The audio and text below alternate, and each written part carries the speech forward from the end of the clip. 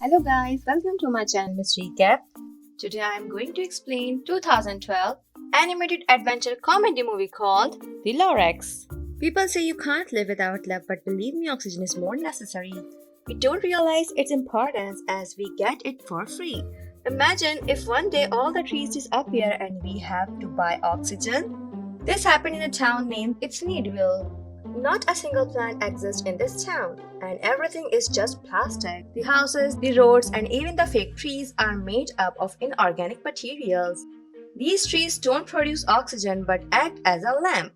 While oxygen is delivered to each house by a company called O'Hare Air, and it's not free, everyone has to pay to breathe. It's been so many years since this revolution that people have gotten used to this lifestyle. They don't even bother to question it or try to change it. The O'Hare Air is owned by the town's mayor, Aloysius O'Hare. He is of course the richest man living his life in luxury. Ted Wiggins also lived in this town. He is a young teenage boy who has just experienced the first touch of love. His crush is a beautiful girl named Audrey. She considers Ted her best friend and takes him to show how she painted her backyard. Ted admires the effort but wonders about the candy-like things drawn by Audrey. She calls her the real trees, which used to exist really long ago. Audrey's biggest wish is to see a tree, and if a guy could bring that for her, she will marry him right away. This is a great opportunity for Ted. He rushes back to his house and asks his mother where he can find a tree. She scolds him for thinking nonsense and walks away. However, Ted's grandma is willing to help. She mentions a man called Once-ler who knows everything about the real trees. He is a mysterious guy living outside the town who offers secrets in exchange for 2 cents, a nail, and an old snail. Ted rushes immediately to the exit gate. On the other side, there is a completely different world. A deserted place with no sign of life at all. Driving his one tired bike, Ted proceeds to the address grandma gave. It's on the other side of a destroyed bridge. On reaching there, he finds the street of the lifted Lorax. The smoke sets away, revealing a scary abandoned house. The door tag reads Once-ler's name. As Ted rings the bell, a trap throws him up in the air, and a huge hook catches him. A scary old man is speaking from the window. He warns Ted not to come to him ever again. But Ted is determined and asks what happened to the real trees. Hearing the word trees drives Once-ler's attention. He blames himself for destroying all the trees. It happened a long time ago when Once-ler was just a young, enthusiastic boy. He set out on a journey to find the right material for his own invention. After traveling for several years, he finally reached a place worthy of being called paradise. It had singing fish, dancing bears, exotic birds, crystal clear water, and fluffy colorful trees. Once-ler took out his guitar and started to sing out of joy. The animals were also vibing with him. Once-ler found a good spot and began unpacking carelessly. The animals did not like the behavior and got angry, but Once-ler got a trick under his sleeve. He opened big sacks of squishy delicious marshmallows. The animals had never eaten something so delicious. After the feast, Once-ler picked up his axe and cut off a tree. Little did he know, he had summoned a mythical creature. It's the guardian of a forest named Lorax. Unlike his title, he is just a little orange guy with a huge mustache. Lorax got really angry over the incident and felt sorry for the dead tree. Afterward, he went to find Once-ler and told him to leave the forest right away. Once-ler did not seem to care at all and refused to stop his business. Lorax warns him about a curse that's after him, but the Once-ler did not take that seriously either. What happened next was totally unexpected. Ted is hearing this story carefully, but the old man refuses to continue. If he wants to know more, Ted has to come to see Once-ler again the next day. After returning home, Ted daydreams about Audrey's birthday. He is there too, presenting an alive tree. They were about to kiss when his mom brought him back to reality. Ted has to meet Once-ler again, but he is forced to spend the weekend with his family. Fortunately, his mom gets bored and moves to her room, so Ted gets a chance to sneak away. But he gets blocked by O'Hare at the exit gate. The greedy mayor does not want anyone to learn to grow trees, otherwise no one will buy his packed oxygen. He wants Ted not to mess with him as he's keeping an eye on every citizen. But the lover boy is not backing up at any cost. After O'Hare leaves, Ted gets out of town again. Once-ler is quite shocked to see him again. He knows Ted is doing it for a girl. A boy does a stupid thing once because he is a boy, but if he does it twice, it's for a girl. Saying this, Once-ler continues his story. During his first night in the forest, the Lorax teamed up with the animals and carried Once-ler along with his bed. Then he threw him in the river. Accidentally, a baby bear was left on the bed too.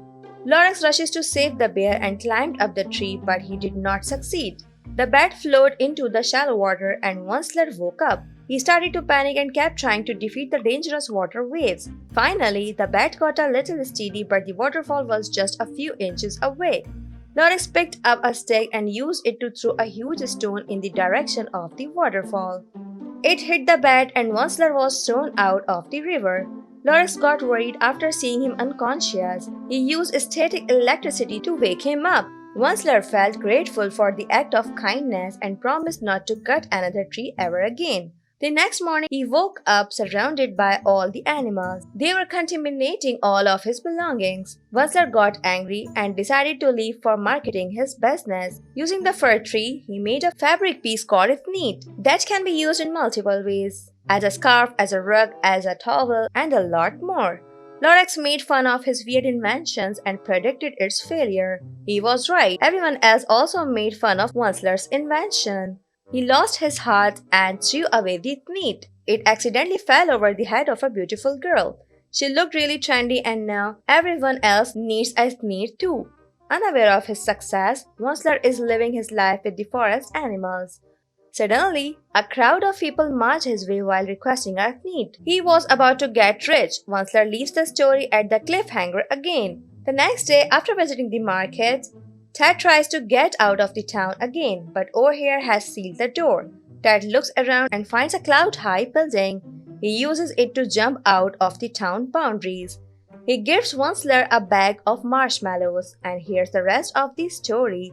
After successful marketing, Once-ler invited his family to help him. They were actually a bunch of greedy and lazy people who always degraded Once-ler. They were just after the money the business could produce. Lorax did not like them at all, but Once-ler assured the safety of trees. The harvesting began, but Once-ler's mother found it too tiring and slow. She suggested chopping down a few trees, and Once-ler agreed. Lorax reminded him of the promise and called him a bad guy, but the greediness for success did not let Once-ler back off. He picked up his guitar and started singing a song about not being too bad. He believed that he was just following his destiny. Just like another businessman, he only thought about profit and money. His greediness did not let him see the destruction he was causing. His factory got bigger day by day. The pollution spread all through the air. The water got contaminated and the fish could not survive. The animals were not left with any food either. Meanwhile, Once-ler had built a huge luxurious mansion with a spacious office. Lorax came to meet him and told him how he changed. He got everything but still wanted more.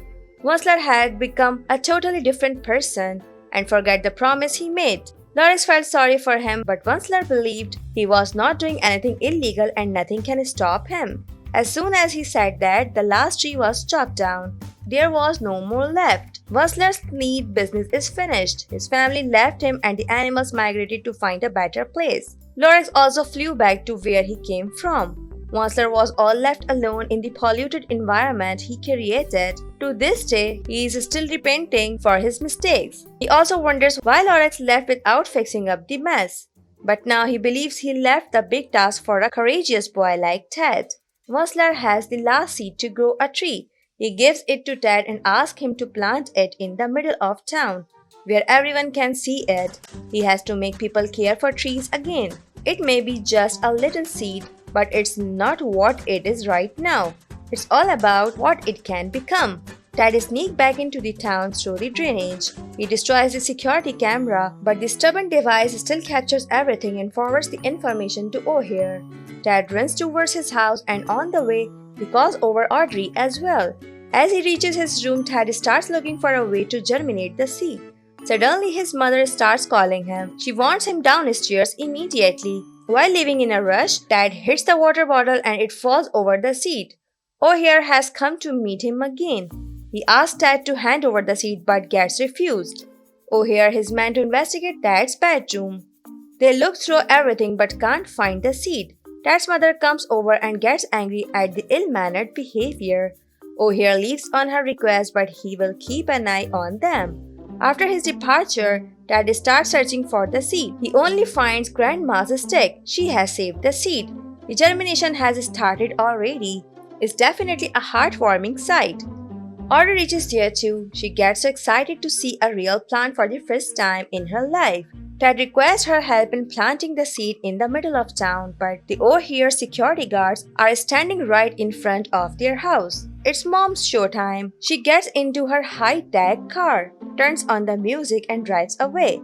The guard assumes that Ted is inside the car, so he starts following it. He uses the nitro boost to speed up and hits the escaping car. Ted's mother makes a risky move and turns into a half-constructed bridge. Thankfully, she applies the brakes at the right moment. The guard happily opens the car's door but only finds a dummy. Ted is already on his way along with Audrey and Grandma.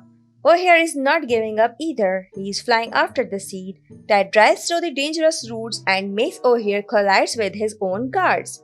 Even after such accidents, O'Hare keeps following. Ted gets on the elevator and reaches the top of a tall building.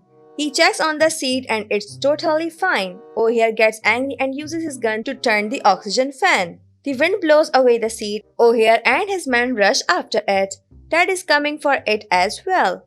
The seed lands inside an oxygen container, but a van hits it and the seed gets lost again. The containers are rolling down the street. O'Hare catches up the seed container, but his hand gets stuck in it. Ted is also coming that way. He almost misses the catch, but the cool grandma uses her stick to snatch away the seed. They drive to the Central Park and start looking for a spot to plant. But there is no mud at all. No worries, Grandma always has a solution. She gets on the tractor and hits O'Hare's statue. The head falls down and breaks the metal ground. The public starts to question there and calls a tree filthy and useless. He tries to convince the public that they don't need any trees and that photosynthesis is just a lie. Everyone goes against Ted's intention and proceeds to stop him. Ted gets on the tractor and starts hitting the town's wall. They break down, revealing the world outside. That's the hidden reality. If Thneedville is just an illusion. Ted requests everyone to give a chance to trees. People start to get his point. They are tired of living a plastic life trapped inside the walls. They want to breathe fresh and free air. O'Hare makes his last effort to stop them, but people have made their choice already. With their support, Ted plants the seed and waters it. Within just a few more years, plants start to grow everywhere. Once-ler has come out of his house as well and waters his little garden daily. Animals are coming back too, but Once-ler is looking forward to someone else. His old friend Lorax. Finally he made his friend proud. To make the change, you have to be the change. As Dr. Seuss wrote in his book, unless someone like you cares a whole awful lot, nothing is going to get better. It's not. Ted was one of those who cared, and till people like him will keep existing, we will keep getting free air and a world worth living in. The movie ends here. Thanks for watching. If you like it, so please don't forget to subscribe my channel.